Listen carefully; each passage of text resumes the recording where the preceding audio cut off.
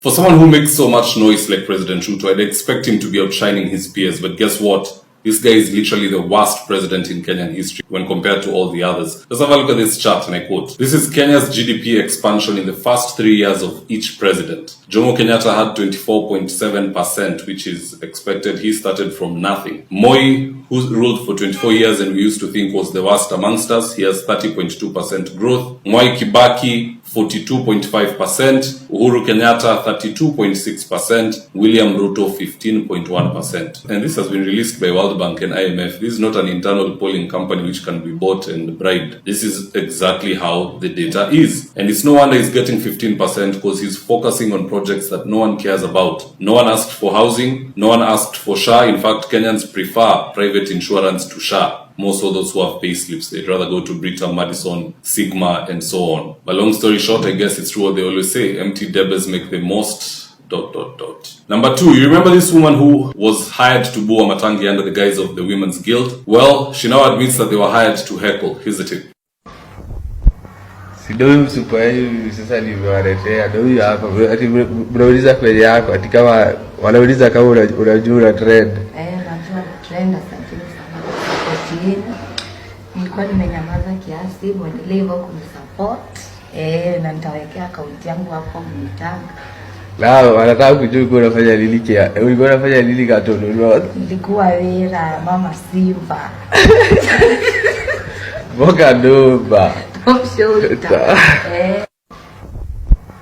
Sidoi msupa hivi sasa nimewaletea ndio huyu hapa ati mnauliza kweli yako ati kama wanauliza kama unajua trend. Najua trend asante sana kwa chini. Nilikuwa nimenyamaza kiasi muendelee hivyo kunisupport. Na nitawekea account yangu hapo mtanga. Lao wanataka kujua uko unafanya nini kia. Ulikuwa unafanya nini Katono? Nilikuwa wera mama Simba. Boka doba. I think Alice Nanga wanted to do Wamatangi dirty, but it backfired on her. Number 3, the Bungoma governor, Awan Kenneth Lusaka, is always busy telling us about two-term, yet this is the state of ambulances in his own county. Acha niwaulizie tu kitu. Imagine kitu ni gari, ambulance ya Bungoma General. Usually mukiangalia hii ni gari ya kubeba mgonjwa ama ni kubeba watu maiti surely. Hao watu watakuwa serious. It is better than niwaonyeshe paka yote, niwaonyeshe yote tu. Muone venye inakaa. Unajua watu wasidhani na watanganya ni heri hii jina itokee. The County Government of Bungoma Department of Health, Bungoma County Referral Hospital. A whole hospital. Imagine.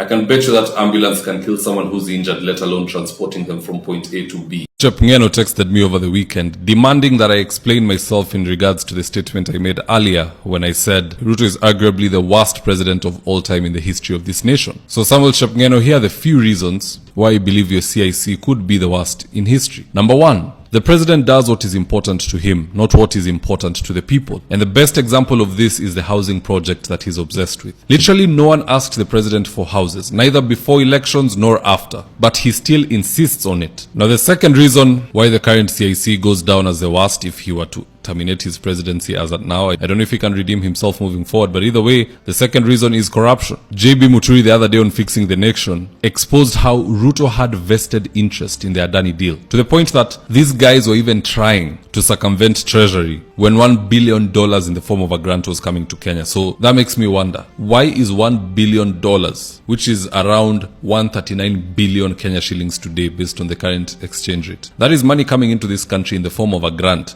You don't want it to pass through Treasury. Unaipitisha around the corners, inaenda wapi? Where is that money going? And if it doesn't go to Treasury, how can we track and know the usage of these finances? Juzi tu, William Ruto himself aliuliza, what reason do we have to say Ruto must go? I posted that video, someone came into my inbox akasema, she has a list of 100 reasons why Ruto must go.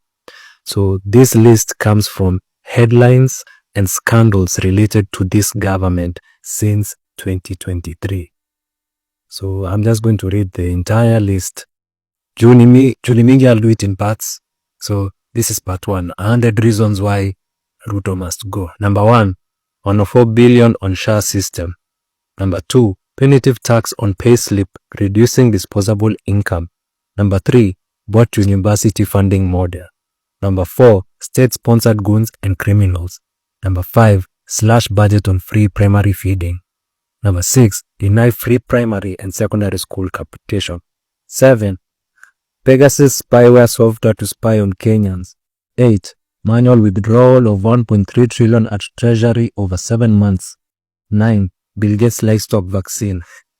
Number 10, high CBK lending rate from 7% to 13%. 11, double VAT on fuel from 8% to 16%. 12, Ruto lifted ban on GMO foods in October 2023, introduced GMO maize and potatoes. 13, borrowed 2.8 trillion but zero development or infrastructure. 14, increased pay from 30% to 35%. 15, scrapped kazi kwa vijana. 16, removed Linda Mama. Jose, did you know of the 8 billion humans on earth, Kenya's President William Ruto was named a prominent figure in organized crime and corruption by the Organized Crime and Corruption Reporting Project. This is a globally renowned investigative journalism organization that holds annual awards to spotlight individuals or entities significantly advancing corruption or organized crime. President Ruto garnered significant attention in 2024 for his alleged role in promoting organized crime and corruption. Other past notable recipients of this infamous award includes the Romanian Parliament in 2013, Vladimir Putin in 2014, Danske Bank, the largest bank in Denmark, got the award in 2018, and Maria Consuelo Porras, that's the Attorney General of Guatemala, who got the award in 2023. President Ruto's ranking raises critical questions about accountability and transparency in the fight against corruption in Kenya. Do you believe this recognition reflects the current state of governance in Kenya? Let's discuss. It must have been quite painful when you're described as the worst president. You saw that. There is all manner of stories all over as to. How did you take that? I also saw one saying that Nairobi is the capital of Africa. So there is all manner of things in the social media. But you see, as a leader, you must keep the focus. How hard is that? It's quite difficult. Unaona, with the time, President Ruto might become the worst dictator Kenya have ever had. Niko na reason zangu ambazo nafikiria. So far imeprove kuwa our president is a dictator. One, kuna hii issue ya sukari. Mimi sitetei hawa makatera ama nini, lakini Rai amekuwa akifight battle zake to control biashara ya sukari through court, ambayo ni njia imekubalika kisheria. Lakini serikali kwa sababu inajua kweli huyu jamaa pengine akona reason enough za kusimamisha ile mambo anasimamisha through the court, imeamua imshike, imvictimize mpaka imweke baridi awachane na hizo story za sukari. So mimi nataka kuuliza Mr. President kitu. Niulize, ikiwa njia za kisheria ziko na ikiwa jamaa amekuwa akitumia njia za kisheria zile zimewekwa kisheria kutetea kazi yake ya sukari, kwa nini serikali isimpige kisheria? Kwa nini serikali isike huyu businessman imvictimize a drop cases? So inamaanisha pahali sheria imetugwa na ikawekwa mtu atafute njia za kutafuta haki yake through kisheria, there is somebody who is more powerful, anataka hiyo njia itumike mapezi yake. Mutaona mambo ni mengi mutaona. Wakenya, Ruto anafanya kitu na muelewe, mtakuja kuelewa after 4 years. Ruto anajaribu kutest kama anaweza leta dictatorship hapa Kenya.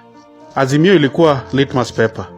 Azimio unajonga ni blue na bullet nilikuanga reagent. So waka mix bullet na Azimio, wakaona the blue litmus paper imeturn red, yani damu imemwagika. Then the end result, watu wakaogopa. Every Kenyan right now, including Raila himself, hataki kukosea Ruto. I'm telling you, Ruto is planning to stay there for a long time because one, si unaona vitu anafanyia Uhuru Kenyatta na Raila, hataki kutoka hapo ndio hawa watu wenye wanafanyia hizi vitu wakuje wamfanyia the same things anawafanyia sahi. So Kenya, I'm telling you, William Samoei Ruto is going to be your president for the next 20 years. Unless a revolution happens in this country, a bill will be introduced in parliament in the next 2-3 years to scrap off presidential term limit. Let me tell you, Kenya is going the Ugandan way. And guess what? For a dictator to thrive, they must put fear in your hearts, in your minds. They must give examples of a few people unaona wanachapwa, wanapigwa, wanauliwa. Those are examples. Ndio muone, ukijaribu, whatever happened to so and so will also happen to you. So Kenyans, if you continue saying that we give these people time, by the time utakuwa umeamka, it will be too late. That's all I have to say right now. Ati black chocolate ni fine melanin bana kutoka nikapate. Kanapenda kenye mi wanapenda, so kanapenda toto chupa na haga nono. Madam na kudai, umedunga mini na unapenda mangwai. Una dance fit, unawacha nikismile. Ama niko high, you are nice, nice. Kono moja mbele, gine yenderembe, baila, baila.